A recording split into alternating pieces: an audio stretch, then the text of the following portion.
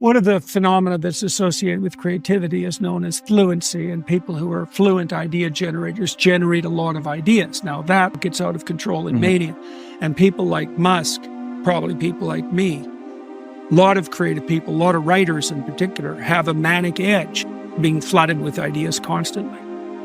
This isn't quite so much the case for me anymore. Maybe it's a consequence of being older. Might also be a consequence of having my nervous system in somewhat more stable configuration. But when I was writing my first book, Maps of Meaning, like I was thinking about that book when I wasn't doing my research, let's say, which kind of a break for me in many ways. I was thinking about that like 16 hours a day, nonstop, like ideas, a verbal stream of ideas associated running through my head at high speed constantly.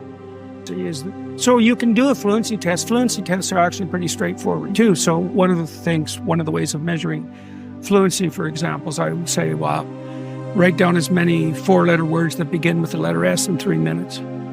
So, or you can use words of any length beginning with any letter. And you score that. For pure fluency, you just score that for number of words generated. And if you do that with a typical group of 50 people, some people will generate like 8 words and some people will generate 300. You know, that's a big difference. There's other fluency tests associated with IQ, but creativity has an additional element which is captured by the personality trait openness to experience. Creative people, so imagine that if you bring an idea to mind, there's some probability that an associated idea will come along for the ride. One thing reminds you of another. Yes. Okay, now imagine that you assessed 100 people and you gave each of them a prompt and they wrote down what came to mind. A lot of the things that were written down would be similar, right? And that's partly how we can understand each other. An idea means something similar to you that it means to me.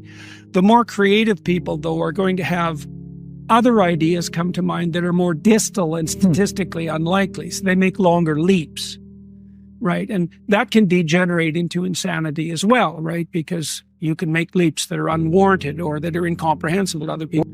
But confidence and self-esteem, which is also a very ill-defined phrase, they mostly load on trait neuroticism.